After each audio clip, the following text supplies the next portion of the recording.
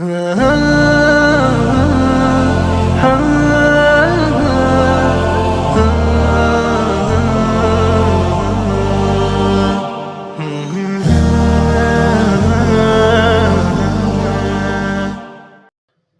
alaikum wa rahmatullahi wa barakatuhu. Alhamdulillahi rabbil alameen wal aqibatul muttaqeen wa salatu wa salamu ala Rasulihi Muhammadin wa ala alihi wa labatihi wa ashabihi wa azwajihi ajma'een. Iyaka na'budu wa iyaka nasta'een. Rabbi shrah li sadri wa yassir li amri wahlul 'uqdatam min lisani yafqahu qawli.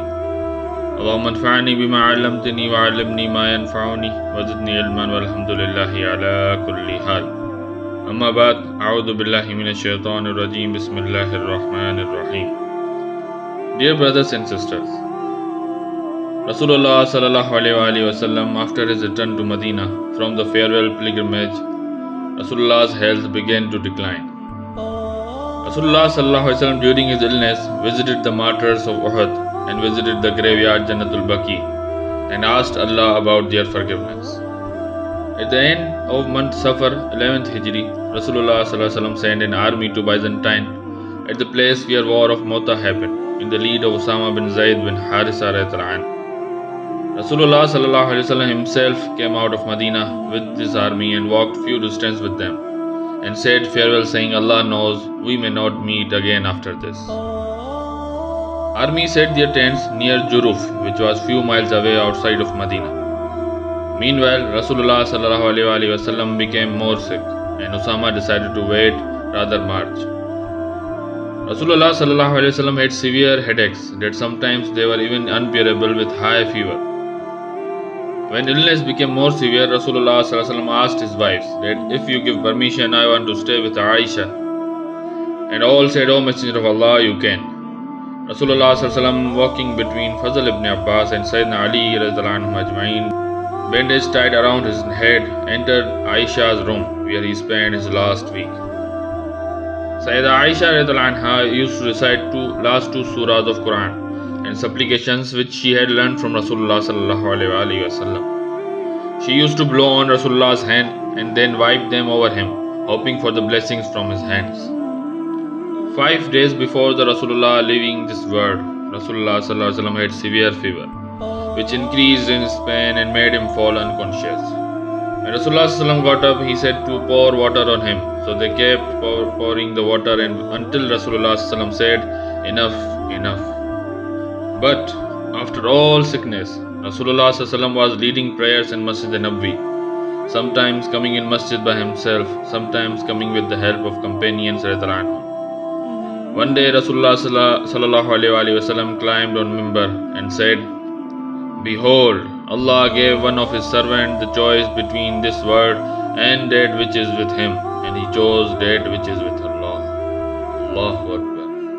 Sayyidina Abu Bakr understood it, that Rasulullah ﷺ is saying about himself, and tears started to fall down from his eyes, and said, May our own fathers and mothers be your ransom, O Messenger of Allah.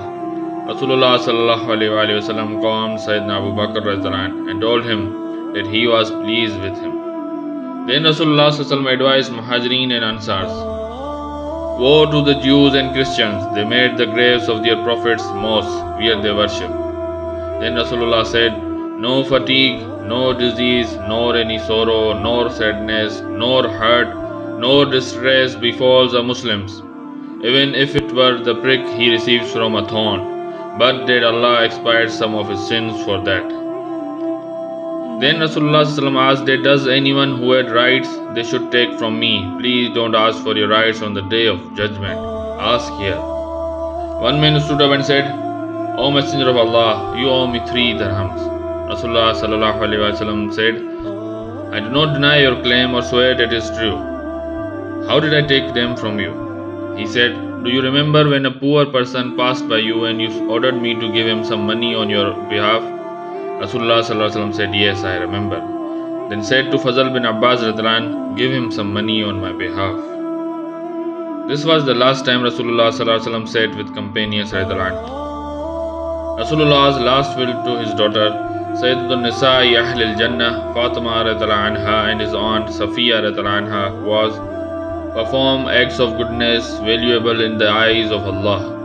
Otherwise, I cannot save you from Allah's holding you to account in the hereafter in matters of the permissible and prohibited. Rasulullah SAWW was inside Aisha anha's room and was going for leading Salah. But before 3 days of Rasulullah SAWW demise, he said to Sayyidina Abu Bakr to lead the prayers. At a point at which he felt better, he went to the masjid with the help of Sayyidina Ali and Sayyidina Fazl bin Abbas. When Sayyidina Abu Bakr was leading Salah, Sayyidina Abu Bakr felt presence of Rasulullah SAWW. He started to back off to give place to Rasulullah SAWW to lead Salah. But Rasulullah SAWW indicated him to continue the prayer and prayed Salah by Sayyidina Abu Bakr's side. Following the prayer of Fajr, Sayyidina Abu Bakr seeing Rasulullah SAWW slightly improved, asked permission to return home for a while. But as Sayyidina Abu Bakr left, Rasulullah's health started deteriorated suddenly, and beloved of Allah Rahmatul Alameen left this world. Inna lillahi wa inna ilayhi raji'un. This was the day of 12th Rabiul Awal, Monday, June 632 AD. Receiving news, Sayyidina Abu Bakr came directly to Rasulullah. Sayyidina Abu Bakr raised the veil covering his face and kissed his forehead and said, O Messenger of Allah, you are beautiful while alive and are beautiful in your death. Rasulullah ﷺ was given ghusl by Sayyidina Ali with the help of Rasulullah's uncle's son Fazl and Qusam anhum, and Osama bin Zayd RA was also in the room. The funeral prayer was not performed in the congregation. Men, women and children used to come in the room, as many as can, and prayed individual funeral prayer. Rasulullah's blessed body was placed in the grave by Sayyidina Ali, Sayyidina Fazl, Sayyidina Qusam and Sayyidina Osama bin Zayd RA. So dear brothers and sisters, this was the life of Rasulullah SAWW. May Allah subhanahu wa ta'ala accept this whole series of Rasulullah SAWW from me and you, and grant us to understand it, act on it, stand firm on it, follow the teaching of Rasulullah SAWW, follow the sunnahs of Rasulullah SAWW in our whole life. Ameen. Ya Akhwani, one announcement to make here. I will inshallah translate this whole series from English to Urdu. With that, inshallah, series of companions will start. May Allah subhanahu wa ta'ala help us all. Ameen. Fi amanillah.